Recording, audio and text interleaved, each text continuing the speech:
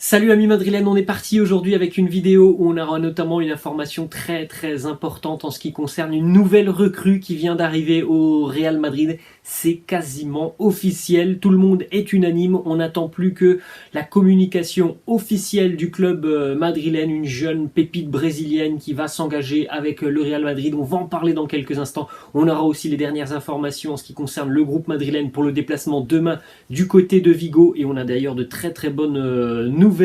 Et puis on regardera aussi quelques informations notamment qui concernent le dossier Erling Haaland. Mais avant de démarrer les amis, regardez ces statistiques. Ça, ce sont les statistiques en termes de vues sur la chaîne. Sur les 28 derniers jours, on a fait à peu près 500 000 vues sur la chaîne. Donc déjà merci à vous tous, hein, c'est assez exceptionnel. 500 000 vues sur les 28 derniers jours. Regardez, l'autre statistique qui est importante, c'est que sur ces 500 000 vues, on a à peu près 425 000 personnes qui ne sont pas abonnés à la chaîne. Donc n'hésitez pas les amis, s'il vous plaît, à vous abonner à la chaîne. Ça ne coûte absolument rien pour vous. Ça vous permet d'avoir une petite notification lorsqu'une vidéo est publiée. Et puis ça permet aussi à la chaîne de grandir. Donc en moyenne, hein, par exemple, sur une vidéo qui va faire 12 000 vues, comme c'est le cas depuis le début de semaine, on a 10 000 personnes qui regardent la vidéo sans être abonnées à la chaîne. Donc n'hésitez pas, hein, les amis, ça fait évidemment aussi hyper plaisir, hein, pour moi d'avoir le nombre d'abonnés qui continue de croître.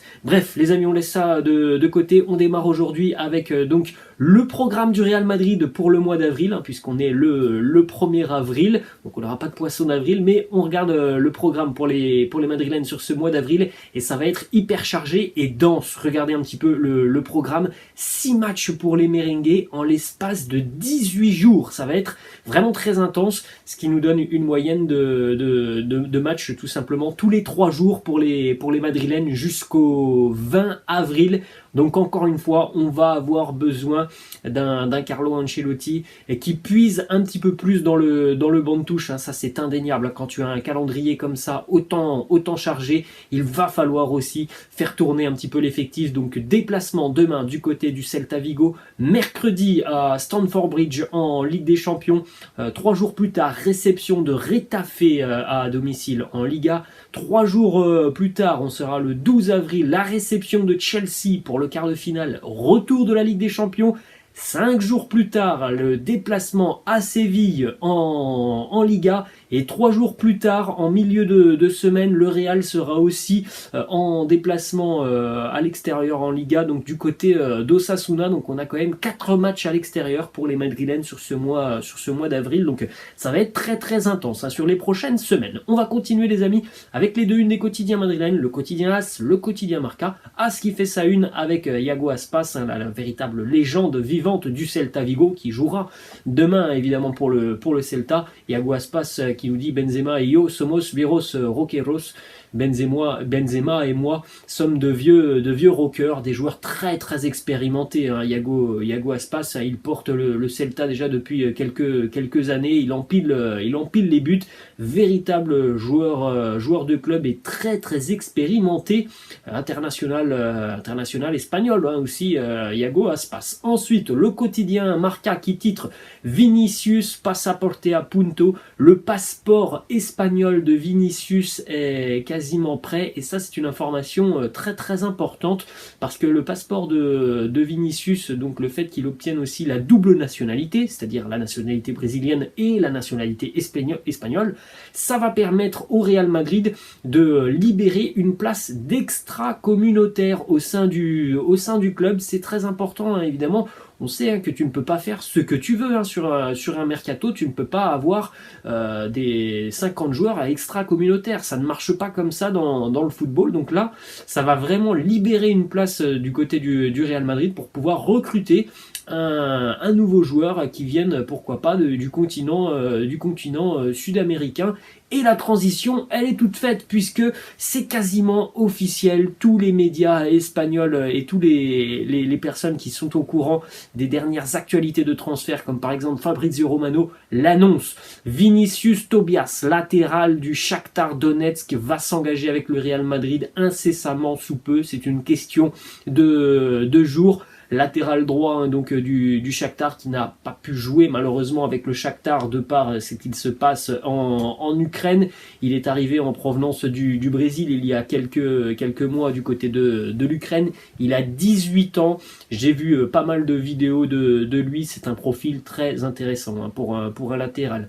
Il est très très doué latéral droit. Hein, c'est une précision. Latéral droit. Il est très très doué techniquement. Très bonne qualité de centre, beaucoup de percussions, quelqu'un qui aura aussi peut-être des axes de progression, notamment l'aspect physique et l'aspect défensif, mais sincèrement c'est vraiment purement le latéral moderne, très très offensif, vraiment disponible et tellement doué techniquement.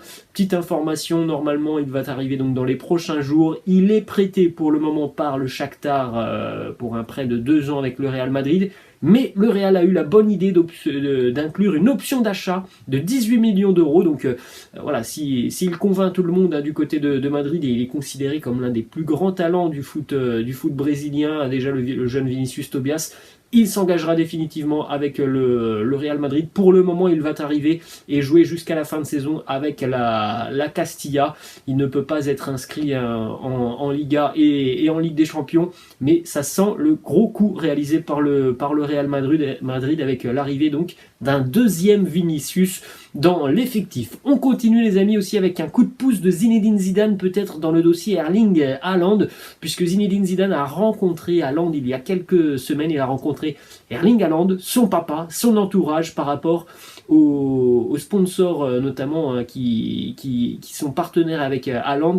Il a longtemps été avec Puma et vous le voyez, hein, image sur les réseaux sociaux, et on le sait déjà depuis quelques semaines, Erling Haaland est passé avec Adidas et c'est notamment lié à sa rencontre avec Zinedine Zidane. Donc on peut évidemment penser aussi que Zidane a dû aussi conseiller Erling Haaland par rapport à son avenir, et peut-être que Zidane a joué aussi un rôle important dans l'avenir de Haaland pour le pousser à prendre sa décision, et on espère le Real Madrid.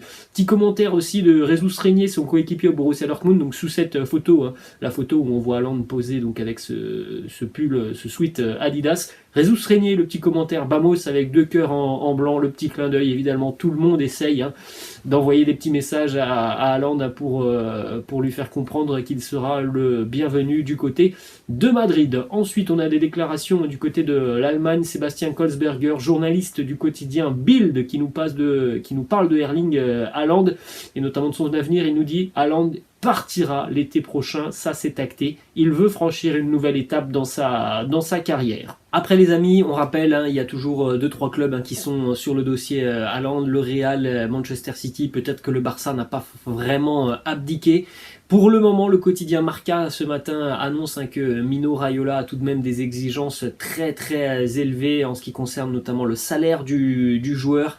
Un salaire de quasiment 30 millions d'euros net, certaines primes et formes de paiement qui sont jugées quasiment inadmissible par le Real Madrid. Donc voilà, ça pose aussi problème hein, toutes ces négociations avec son agent Mino Raiola hein, qui est l'un des agents les plus réputés au monde et qui est très très difficile en affaires. Donc affaire à suivre hein, ça pourrait se décanter cette histoire Haaland d'ici à la fin du mois d'avril. On est tous très très impatients d'en savoir un petit peu plus sur l'avenir de Haaland. En ce qui concerne Jesus Régnier, ce journaliste de Sport Bild a évoqué le cas Jesus Régnier du côté de Dortmund. Pourquoi il joue si peu au Borussia Dortmund? Que se passera-t-il à l'avenir pour lui? Eh bien, tout simplement, la réponse du journaliste: Régnier n'est pas assez bon pour le Borussia Dortmund. Il n'a montré aucun progrès dans son développement. Il reviendra à Madrid après son prêt. Il n'y a aucune possibilité pour lui d'avoir un nouveau contrat avec le Borussia Dortmund. Donc, ça sera terminé pour Jesus Régnier en fin de saison avec le Borussia Dortmund. Du côté du Real Madrid, on aimerait donc le voir en Liga l'année prochaine. Ça ne sera pas du côté du Real. Il devrait vraisemblablement de nouveau être prêté. Plusieurs clubs portugais aussi se montrent intéressés. Du côté de la Liga, il y a aussi quelques touches, notamment du côté de Valladolid, mais pour le moment, Valladolid n'est pas encore de nouveau remonté en Liga. Hein. Il lutte pour l'accession en Liga Segunda, donc affaire à suivre. Mais en tout cas, du côté madrilène, l'option serait de nouveau de prêter Jesus Régnier du côté du championnat espagnol. On enchaîne les amis avec ce tableau des 10 salaires les plus importants en Liga. C'est le quotidien Marca qui nous sort ça. Et vous pouvez le constater, les deux joueurs les mieux payés du Real Madrid à l'heure actuelle sont deux joueurs qui ne jouent quasiment jamais avec le Real. Gareth Bale et Eden Hazard. Donc déjà Gareth Bale, on le sait, hein, ça va faire de très très grosses économies pour le Real de le voir partir l'été prochain. Et peut-être que le Real essaiera, on le rappelle encore une fois, on le dit souvent, hein, mais de libérer aussi Eden Hazard, peut-être avec un prêt du côté de l'Angleterre. On retrouve évidemment dans ce top 10 hein, beaucoup de joueurs du Real, beaucoup de joueurs du Barça et aussi deux joueurs de l'Atlético Madrid. On enchaîne les amis avec les images de l'entraînement de la veille et c'est là qu'on a de très très bonnes nouvelles avec notamment le retour de Karim Benzema, le retour de Ferland Mendy qui ont participé intégralement à la séance d'entraînement avec le groupe. On avait aussi le retour de certains internationaux, Luka Modric, Casemiro, Fede Valverde, Gareth Bale, Militao, Rodrigo, tout le monde était de retour, donc Isco et Jovic, eux, se sont exercés dans le gymnase et pourraient potentiellement être absents demain face au Celta Vigo. Ce sont des joueurs qui ne jouent pas, mais en tout cas, ils pourraient être absents demain. Donc, très bonne nouvelle tout de même. Hein, Karim Benzema et Ferland Mendy, tous deux blessés depuis une quinzaine de jours maintenant, étaient de retour. Toni Kroos, la gastro-entérite, eh bien, il a participé à l'entraînement hier. Ça aussi, c'est plutôt une bonne nouvelle. Gareth Bale, qui lui aussi avait quitté la sélection galloise avec quelques petits pépins physiques, eh bien, il est prêt pour le sprint final et pour ses derniers jours du côté de Madrid. Il s'est entraîné hier à 100% avec le groupe. Malgré tout ça, c'est quand même un sacré puzzle pour Carlo Ancelotti demain pour ce déplacement à Balaidos hein, du côté du Celta Vigo, parce qu'on en a parlé hier. Eh bien, du côté madrilène, ça a été compliqué. C'est 15 jours hein, avec cette trêve internationale où certains joueurs se sont blessés avec leur sélection. D'autres étaient en période de reprise du côté de Madrid. Donc tout le monde n'a vraisemblablement pas le même état de forme côté madrilène. Donc il y a plusieurs incertitudes hein, pour la composition d'équipe demain du côté de Vigo. Mais en tout cas, en ce qui concerne les compos d'équipe, on regardera ça demain. On enchaîne les amis avec cette statistique tout de même qui nous montre que le Real Madrid est très souvent supérieur au Celta Vigo en déplacement. Le Real est invaincu contre le Celta depuis 11 matchs, toutes compétitions confondues, 8 victoires et 3 nuls. Et d'ailleurs, le Real n'a plus perdu à Balaidos depuis 2014, 6 victoires et 2 nuls hein, sur les 8 derniers déplacements des merengues en Galice. Donc voilà, c'est une équipe qui réussit plutôt bien au Real, hein, cette équipe du Celta Vigo. On va terminer les amis avec une dernière déclaration, celle de Thibaut Courtois, qui nous dit nous sommes pleins de confiance. C'est vrai que ce Classico a été une énorme déception, mais une saison, ça ne peut pas être parfait.